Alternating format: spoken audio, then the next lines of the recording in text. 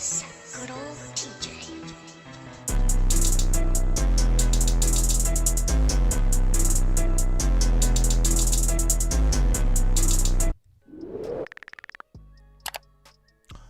Konnichiwa. No Smash Boy Incog. Better in our video. And today guys, we're doing another lesson in the Magecraft video. This one it is called The Swirl of the Root. It is presented by OTAKUDAIKUN. First link should be down below. Lead to his channel. But like I say guys, let's subscribe on the video.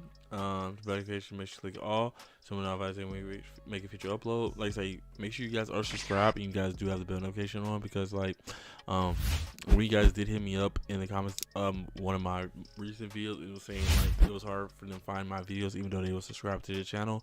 Like I said, I only got like 1,170 subscribers, something like that. So like I say guys, if you guys are not, make sure you are subscribed to the channel. Make sure your notifications are on and they are on all. So when I upload a video, you can know that it hits your sub box. I know sometimes stuff won't hit your sub box, but like I said, if you need to go ahead and do that in your sub box. But alright, so refer you guys, let's get right into this. So play. I presume you're here in order to learn of Magecraft. I'll have you know, there's no room for the weak-willed in this course.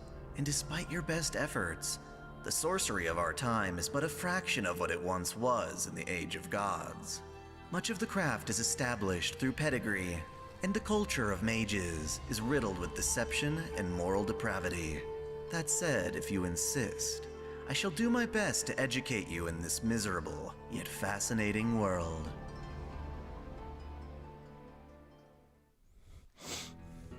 Today I shall speak of the foundations of Magecraft, also called thaumaturgy. In essence, Magecraft is the reenactment of mystery, performed by mortal man. Mystery, in broad strokes, refers to the supernatural, exceptions to the workings of our planet Earth. To become master over nature is to derive power from a source that supersedes nature. In other words, to access the root. The swirl of the root is known by many names. Without the root, you don't have anything, Akasha, so the vortex of radix, even heaven to an extent, though technically it can have no name. It is an empty space beyond the world and time, a metaphysical locale from which all existence comes and ultimately returns to. Our very souls emerge from the root as concepts given form, or origins. Man, you don't have a root, you don't have anything. We call such things mysteries, precisely because we lack a firm grasp on their nature. Why do we exist? Just what is life? Do we have a purpose? These ontological inquiries have plagued us since our inception, and mages look to the root for answers. It is aptly named Akasha for the Akashic Records, an archive of the world's nearly infinite possibilities. There was once a time when the world flourished with magical energy, or mana.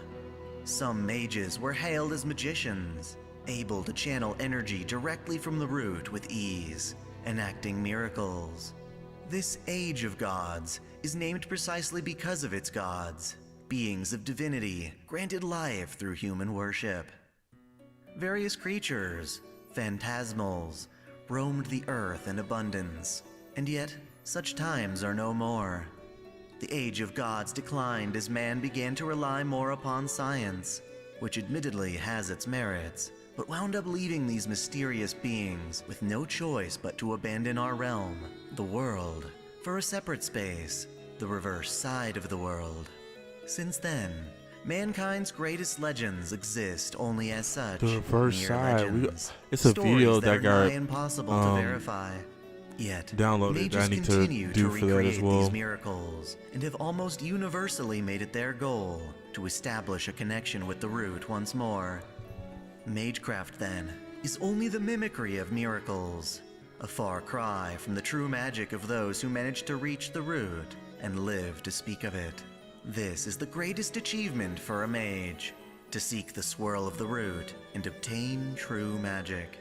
In other words, to transcend from magus to magician. In all of human history, only 5 mages have successfully done so. They are truly magnificent, using their acquired magics to master the human experience. In an academic sense, it encourages mages to continue their pursuit, and yet they all struggle under the same exact dilemma. The very will of our own planet wishes to keep us from the root.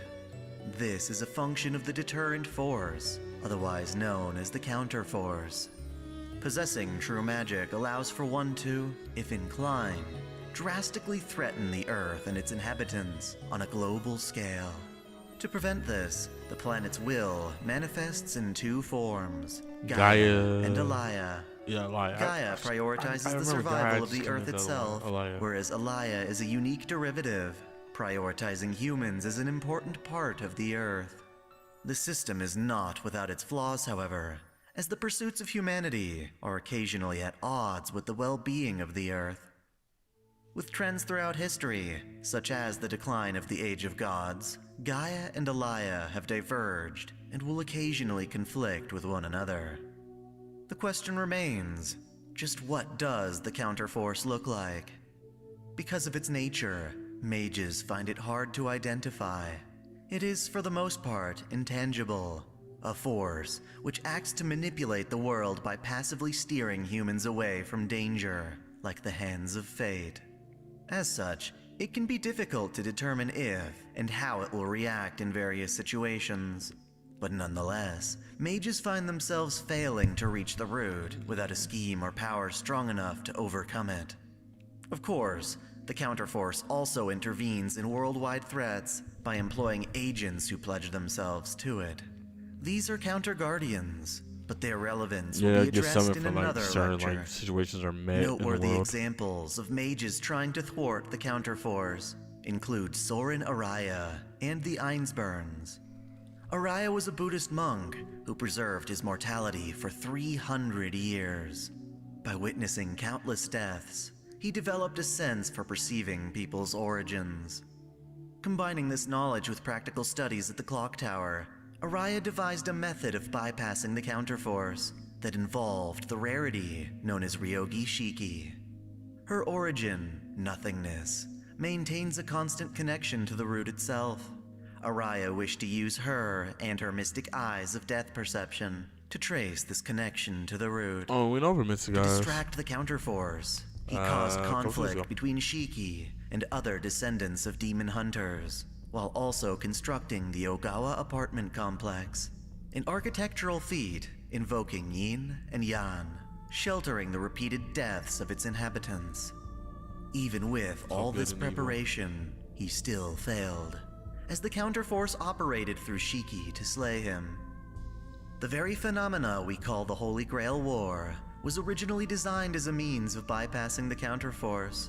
At its core was a complex spell infused with homunculi called the Greater Grail, which granted mages the ability to summon heroic spirits, a feature intended to be used only by the counterforce. By using the counterforce's own heroic spirit system against itself, mages would summon powerful familiars who, when defeated, would return to the pure mana that comprised them. This mana would be siphoned into a vessel, the Lesser Grail.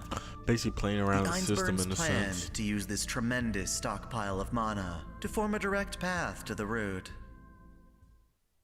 This concludes our lesson for today. In summation, all things that exist come from and will eventually return to the That's root. pretty quick of a video. Magecraft has steadily declined on Earth since its inception, and mages of the modern era seek the answers to life's deepest questions.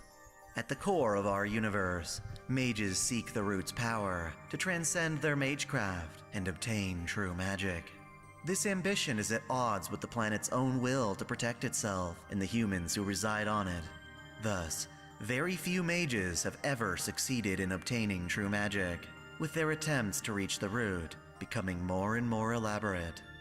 In my next lecture, we will go over the known true magics and their wielders, which I hope will serve to demonstrate. I think we did that video.